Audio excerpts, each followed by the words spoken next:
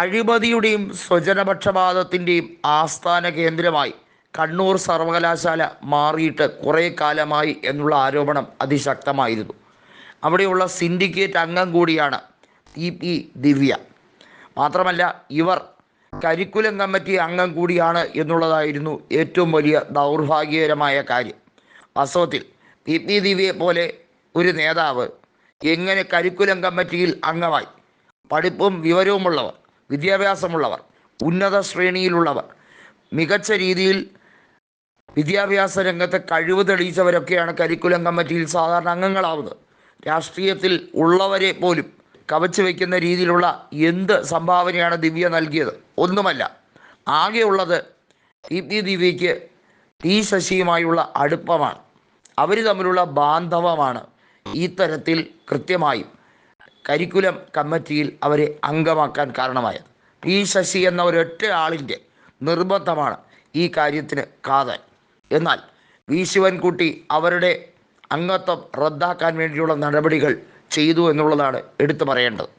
പക്ഷേ അതിൽ ശശിക്ക് നല്ല രീതിയിലുള്ള മുറിവുറുപ്പുണ്ട്. അദ്ദേഹത്തിൻ്റെ ഇഷ്ടപ്പെട്ട വ്യക്തിയെ ഇത്തരത്തിൽ ഒഴിവാക്കിയത് എന്തിനെന്ന ചോദ്യവുമായി പൊട്ടിത്തെറിച്ചുകൊണ്ട് ശശി വരുന്ന ഒരു വലിയ രംഗമാണ് CPIM കണ്ടത് എന്ന് തന്നെ പറയേണ്ടി വരും. മാത്രമല്ല TP ദിവ്യയ്ക്ക് കണ്ണൂർ സിൻഡിക്കേറ്റ് അംഗത്വം അതും റദ്ദാക്കപ്പെടുന്ന സാഹചര്യത്തിലേക്ക് നീങ്ങുകയാണ്. കൃത്യമായും ചാൻസലറായിരിക്കുന്ന ഗവർണർ ആരിഫ് മുഹമ്മദ് ഖാൻ ഈ കാര്യത്തിൽ കൃത്യമായി ഇടപെടണം എന്ന് പറഞ്ഞുകൊണ്ട് സേവ് യൂണിവേഴ്സിറ്റി കൃത്യമായി കത്തയച്ചിരിക്കുകയാണ്. അതിന്മേൽ നടപടി എടുക്കേണ്ട സാഹചര്യത്തിലേക്ക് എത്തിക്കഴിഞ്ഞിരിക്കുന്നു കാര്യങ്ങൾ. നമുക്കറിയാവുന്ന കാര്യമാണ്, കണ്ണൂരിലെ മുൻ VC ആയിട്ടുള്ള ഗോപിനാഥ് രവീന്ദ്രൻ്റെ അപ്പോയിൻമെൻറ്റുമായി ബന്ധപ്പെട്ട കാര്യത്തിൽ ചീഫ് ജസ്റ്റിസ് DY ചന്ദ്രചൂഡ് കൃത്യമായി 2023 നവംബർ മാസം എടുത്ത ഒരു തീരുമാനം.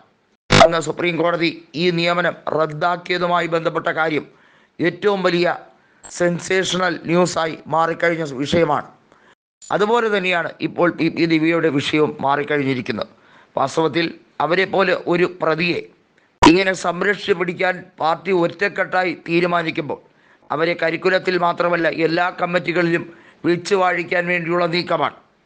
എന്തിനധികം പറയുന്നു, അഡ്വക്കേറ്റ് വിശ്വൻ, അതായത് CPIMൻ്റെ കണ്ണൂർ ജില്ലയിലെ എല്ലാ രീതിയിലുള്ള ക്രിമിനൽ കേസുകൾക്കും കൃത്യമായി വാദമുഖം പറയുന്ന അഡ്വക്കേറ്റ് വിശ്വൻ ജാമ്യം TP ദിവ്യയ്ക്ക് കിട്ടാൻ എല്ലാ സാധ്യതയുമുണ്ട് എന്ന് CPIMനെ കൃത്യമായി ധരിപ്പിച്ചതിൻ്റെ ഭാഗമായാണ് തൽക്കാലം ജനങ്ങളുടെ കണ്ണിൽ പൊടിയിടാൻ അവരെ ബ്രാഞ്ച് കമ്മിറ്റി അംഗമായി തരം താഴ്ത്തിയത്. ശശിയുടെ ഏറ്റവും വിശ്വസ്തരായ ആളുകളെ അങ്ങനെ ഇങ്ങനെയൊന്നും CPIMന് തൊടാൻ കഴിയില്ല എന്നുള്ളത് മറ്റൊരു വസ്തുതാപരമായ കാര്യമാണ്. അതുകൊണ്ട് തന്നെയാണ് ശശിയുടെ സുഹൃത്തായിട്ടുള്ള ദിവ്യയെ എല്ലാ രീതിയിലും സംരക്ഷിച്ച് പിടിക്കാൻ വേണ്ടിയുള്ള നീക്കങ്ങൾ നടത്തിക്കൊണ്ടേയിരിക്കുന്നത്.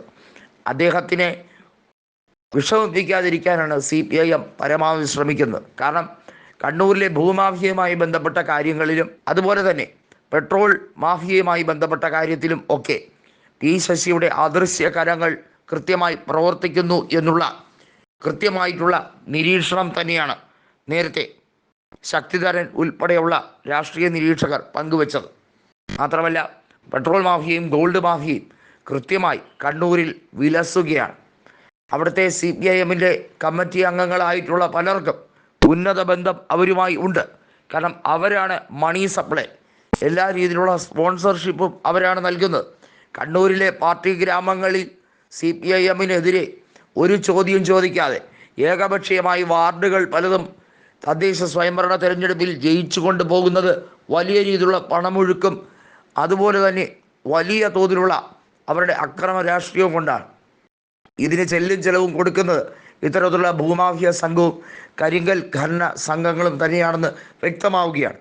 വാസ്തവത്തിൽ ഈ ഖനന മാഫിയയുടെ എല്ലാ രീതിയിലുള്ള കാര്യങ്ങളും മറച്ചു വയ്ക്കാൻ അവിടുത്തെ ജില്ലാ കളക്ടറായ അരുൺ K. വിജയൻ നന്നേ പാടുപെടുന്നു എന്നുള്ള ആരോപണം അതിശക്തമാവുകയാണ്.